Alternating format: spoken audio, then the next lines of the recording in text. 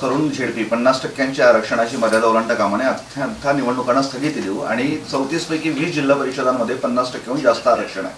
काय वाटतं? तर याची खबरदारी निवडणूक आयोगाची जबाबदारी आहे ही, की जो काही सर्वोच्च न्यायालयाने दिलेला निकाल आहे, मागच्या काळामध्ये अशा निवडणुका झाल्यामुळे जे निवडून आलेले ओबीसी कॅटेगरीतून निवडून आलेल्या जे काही सदस्य होते यांचं सदस्यत्व सुप्रीम कोर्टाने रद्द केलं होतं.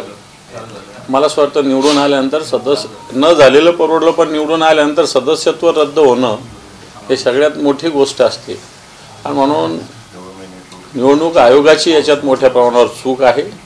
आता निवडणूक आयोग काय खुलासा करतात ते बघू, फक्त मला असं वाटतं आज नाही तर उद्या हा विषय येणार. पार्थ पवारांचं जमीन गैरव्यवहार प्रकरणात नावच नाही या अहवालमध्ये. दिग्विजय पाटील, तेजवानी, तारूंचा अहवाल पण पार्थ वगैरे. तर ज्या पार्थ पवारच्या कंपनीत स्वतःचा शेअर 99% आहे, 99%, जर त्यांचा या सगळ्याच्यात, आणि ही काही चौकशी फक्त पार्थ पवारच्या विषयी नाही आहे, नसली पाहिजे. एकतर सरकारी जमीन विकता येते का, महारत्नाच्या जमिनीची अशा पद्धतीनं विक्री करता येते का, मग दाब दबाव घेऊन कशा पद्धतीने पॉवर ऑफ अटर्नी ज्या तेजवानी त्यांनी घेतलेली, मग त्याचं व्हॅल्युएशन, त्याचा जो रेडी रेकनर रेट आहे तो काढला होता का, तो जर न काढता 300 कोटीवर अशा पद्धतीनं मुद्रांक शुल्क लावलं. आता हे मुद्रांक शुल्क, ही जमीन जर रद्द व्यवहार करायचा तर ज्याच्या नावावर केलं त्याला आधीचा आणि आता पुन्हा तेवढाच असा मुद्रांक शुल्क भरावं लागेल. आणि म्हणून या सगळ्या विषयामध्ये पार्थ पवार ज्या कंपनीचे संचालक आणि ज्याचा 99% शेअर आहे त्याचं नाव याच्यात येत नाही, आणि ज्याचा 1% शेअर आहे. मला असं वाटतं येणाऱ्या काळात महाराष्ट्रात काय देशात सुद्धा जर अशा घटना गेल्या तर मला असं वाटतं सरकारने अशाच पद्धतीनं न्याय सगळ्यांनाही द्यावा. 1% आता एखाद्या वेळेस एखादा 0.1% सुद्धा शेअर होल्डर येतील, आणि नंतर 99.99 वाले त्याच्या नावावर काही गोष्टी करतील, चुकीचे कामं करतील आणि त्याला कायद्याच्या खचाट्यात आणतील. वाटतं ही वृत्ती येणार काळात होऊ शकते. त्यामुळं पार्थ पवार सुटेल नाही तर अडकेल याच्यापेक्षा म्हातारी मेल्याचं दुःख नाही, पण काळ सोसावेल, आणि मग सरकारला याच्यामध्ये जो न्याय पार्थ पवारला लागला तो इतरांना सुद्धा लावावा लागेल. तिन्ही पक्षांचं याबाबत एकमत झालेलं दिसतंय, किमान पार्थला वाचवण्यात दिसतंय मला. आता कालचं तुम्ही बघितलेलं आहे सगळं, एकमेकाच्या पक्षातले कार्यकर्ते घेऊनही जसं एकमत आहे तसं पार्थ पवारला वाचवणं. कारण नाही, त्याला वाचवायचं का, कारण सगळ्यांच्याच हात दगडाखाली आहे. कोणी ना कोणी कुठं ना कुठं अडकलेलं आहे. प्रत्येक याच्यामध्ये कोणाचा आणि कोणाचा हात आहे. त्याच्यामुळं आपल्या म्हणतो चोर चोर सगेरे भाई, अशा पद्धतीनं हे चोर चोर सगेरे भाई सगळे झालेले आहेत. आणि म्हणून पार्थ पवारला वाचवण्याचा प्रयत्न याच्यातून होतोय. आता तुम्ही म्हणाले एकमेकांचे कार्यकर्ते घ्यायचे नाही असं झालंय. काल ते नाराजी नाट्य वगैरे आपण बघितलं. मात्र फडणवीसांचं असं म्हणणं आहे की मित्रपक्षांचे नेते पळवण्याची सुरुवात शिवसेनेनं केली होती, म्हणजे एकनाथ शिंदेच्या शिवसेनेनं, आणि नंतर हे सगळं घडत गेलंय, आणि नंतर नाराजी नाट्य. दोघे सारखेच आहे, दोघं सारखे आहे. इकडचे तिकडचे पळवले, शिंदेंना काही वाटलं नाही, पण त्यांच्या ठाण्यातल्या पळवल्यावर त्यांना दुःख झालेलं आहे. बाकीच्या महाराष्ट्रातले अनेक लोक भारतीय जनता पार्टीनं मागच्या वर्षभरात घेतलेले आहेत. त्यामुळे आजच त्याचा मुद्दा आला नाही, परंतु ज्यावेळेस त्यांच्या मुलाच्या मतदारसंघात या गोष्टी घडल्या मोठ्या प्रमाणावर डोंबिवलीमध्ये, त्याच्यानंतर हा सगळा विषय झालेला आहे. नाही तर त्याच्या आधी काय शिंदे गटाने भाजपचे आणि भाजपने शिंदे गटाचे लोक घेतले नाही का. मी महाराष्ट्रातली वर्षभराची यादी तुम्हाला देऊ शकतो. परंतु जिथं एकनाथ शिंदे यांचे चिरंजीव डॉक्टर शिंदे यांच्या मतदारसंघात आणि विशेषतः डोंबिवली मतदारसंघामध्ये, डोंबिवली विधानसभा याच्यामध्ये भागामध्ये ज्या पद्धतीने ह्या सगळ्या गोष्टी झाल्या, त्याच्यामुळे मला असं वाटतं ह्या सगळ्या गोष्टीला मोठा उछाल ज्याला म्हणता येईल, उचल या विषयाने घेतली. एकमत झालंय पण नाही घ्यायचं असं म्हणतात. असं कागदी एकमताला काही अर्थ नसतो, कागदी एकमताला काही अर्थ नाही याच्यामध्ये. परंतु एक प्रकारे एकमेकाची अडवायची आणि एकमेकाची जिरवायची सगळ्यांसमोर आलेलं आहे. बरं, दोन्ही ठाकरे बंधू एकत्र येणार आहे ही सगळी चर्चा. तुळजापूरचे जे गंगणे आहेत, जे ड्रग्ज प्रकरणातील आरोपी होते, नगराध्यक्ष पदाचे त्यांना उमेदवार भाजपाने केले. 3 महिन्यात जमीन मिळाली. हे पहा, आपण पालघरचं बघितलं असेल. याच भारतीय जनता पार्टीनं साधू संतांवर हल्ला झाला म्हणून मोठा महाराष्ट्रात आगडोम उसळला होता. त्याच्यातले आरोपी हे भारतीय जनता पार्टीत घेतले जातात. कोणतं हिंदुत्व आहे? आता तुम्ही सांगितलेलं तुळजापूरचा ड्रग्जमधला आरोपी, ड्रग्जमधला तो यांचा नगराध्यक्षाचा उमेदवार होतो. कोणती साधन आणि कोणती सुचिता आहे, कोणती संस्कृती आहे, कोणतं प्रथम राष्ट्र, नंतर पक्ष आणि नंतर व्यक्ती. आता फक्त पक्ष आणि व्यक्ती, राष्ट्राचं काही झालं तरी चालेल, अशा पद्धतीनं भारतीय जनता पार्टीचं पूर्णपणे वर्तन देशभरात झालेलं आहे. आणि आपल्या इथे महाराष्ट्रात झालं तर त्याच्यात फार काही वावगं आपण वाटू देऊ नये असं मला तरी वाटतं. ठाकरे बंधू एकत्र येण्याची चर्चा सुरू होती. आता मुंबईतील जागा वाटपाची जी बातमी येत आहेत, मनसेला 50% जागा हवी आहे आणि त्याची तशी मागणी त्यांच्याकडून उघटाकडे केली जाते. काय नेमकं सुरू आहे? मला असं वाटतं अजून अशा कोणत्याही गोष्टी सुरू झालेल्या नाही. ज्यावेळेस निवडणुका सुरू होतील दोन्ही पक्षांना कुठं कुठं काय काय या सगळ्या गोष्टी माहिती आहे. त्यामुळे जागा वाटप हा विषय मला असं वाटत नाही प्रायोरिटीचा आहे. एकत्र येऊन लढणं हे सगळ्यात महत्त्वाचं आहे आणि ते होईल. निवडणूक आयोगाने काल एक शुद्धीपत्रक काढलेलं आहे नगरपालिकेच्या निवडणुकीच्या अनुषंगानं. एखाद्या डमी उमेदवाराच्या अर्जावर जर एकच सूचक असेल आणि तो मूळ अर्जावर जर सूचक असेल तर त्याचा अर्ज बाद होण्याची शक्यता आहे. त्यामुळं आता संभ्रम निर्माण झालेला आहे. म्हणजे काय की डमी आणि जो मूळ अर्ज आहे त्यावर एकाच सूचक असेल तर त्याचा अर्ज बाद. बरोबर. मग ते काल पत्र काढले शुद्धीपत्र नाही, तो नियमच आहे. प्रत्येक फॉर्मवर स्वतंत्र सूचक असला पाहिजे. खरं तर असं काढायची गरज नाही आहे. तुम्ही ज्या अर्थी दुसरा फॉर्म भरता याचा अर्थ दुसरा उमेदवारी अर्ज येतो, त्याच्यावर सूचक वेगळाच असू शकतो. कारण कित्येक लोक काही अपक्ष भरतात, काही पक्षाच्या नावावर भरतात, तर स्वतंत्र फॉर्म भरतात. त्यामुळे स्वतंत्र सूचक असलीच पाहिजे. काल तुम्ही जे बोलताना काही नेत्यांची नावं सांगणार होतात की जे शिंदे सेनेतून कुठून भाजपमध्ये जाऊ शकतात, ते कोण नेते आहेत आणि किती आहे, आकडा काय?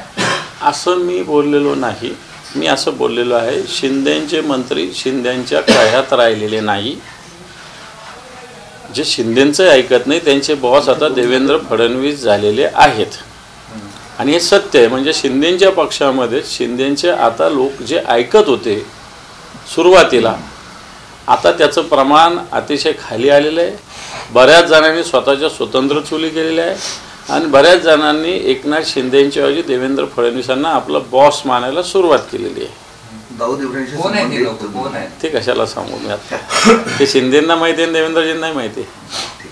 दाऊद इब्राहिमशी संबंधित मनी लॉन्ड्रिंग प्रकरणात नवाब मलिकांवर आरोप झाले होते, आठवत असेल तुम्हाला. आता त्यांच्यावर आरोप निश्चिती झाली आहे, पुरेसे पुरावे आहेत आणि त्यांच्यावर खटला चालवण्यात यावा असा निर्णय झालेला आहे. हे पहा, सरकारच्या कृपेवर नवाब मलिक जेलच्या बाहेर. हेच देवेंद्र फडणवीस, हीच भारतीय जनता पार्टी, हेच किरीट सोमय्या, हेच आणखी काही लोक आमच्यावर आरोप करत होते की देशद्रोहाच्या मांडीला मांडी लावून बसणारे. आता हेच देशद्रोही देशप्रेमी झालेले आहेत. अजितदादाबरोबर बसतात म्हणजे त्यांच्याबरोबर बसतात, कारण ते स्वतः अजितदादाच्या चिन्हावर निवडणुका लढलेले आहेत.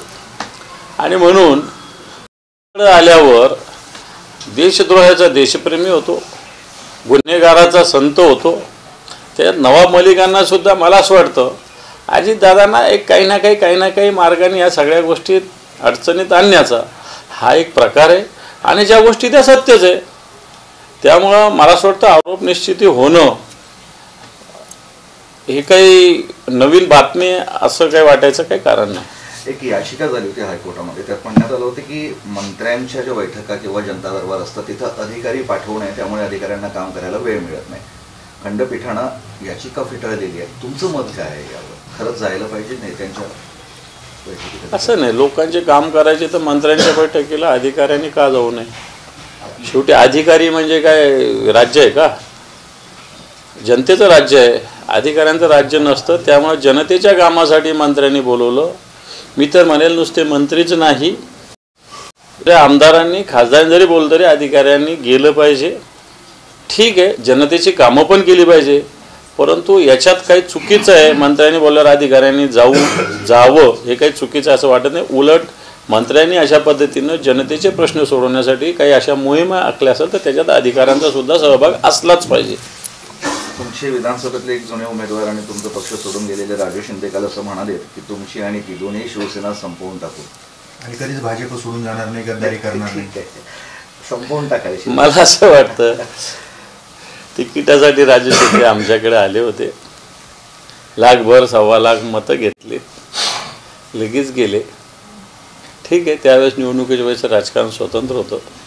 परंतु या राजू शिंदे यांना भारतीय जनता पार्टीत प्रवेश करायला 9 महिने लागलेले. 9 भारतीय जनता पार्टीचा स्थानिक एकही नेता राजू शिंदेंना पक्षात घ्यावा म्हणून या भूमिकेचा नव्हता. हरिभाऊ बागडे जे राजस्थानचे राज्यपाल आहे त्यांच्या कृपेमुळे त्यांचा प्रवेश झालेला आहे. खरं तर हरिभाऊ बागडेंनी राजकीय याच्यात पडलं नाही पाहिजे, परंतु राजेश शिंदेचा प्रवेश त्याच्यामुळे झाला.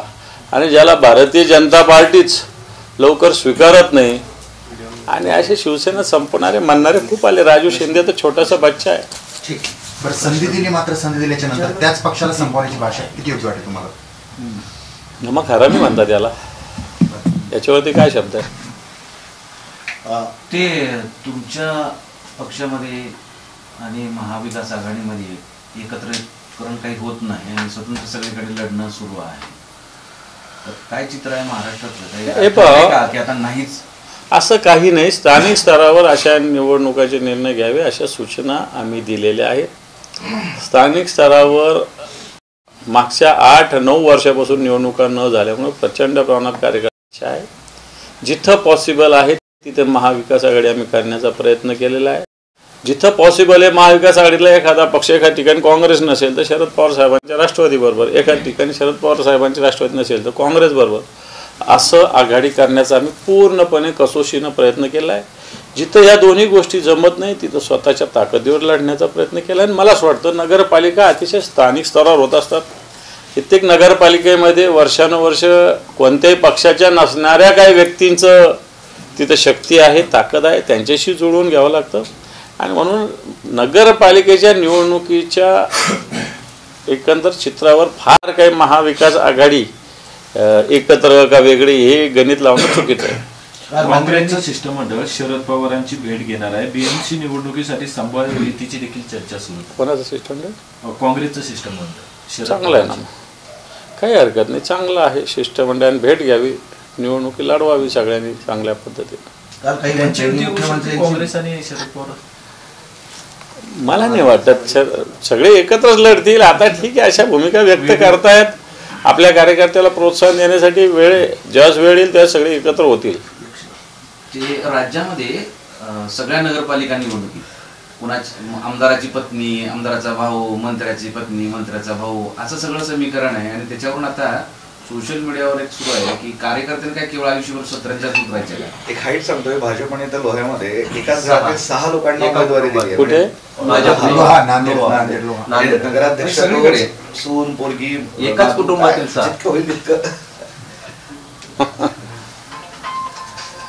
कोणाचा मुलगा, भाऊ, वडील, बायको ही पण जर चांगले कार्यकर्ते असेल तर त्यांना उमेदवारी द्यायला काही हरकत नाही. परंतु फक्त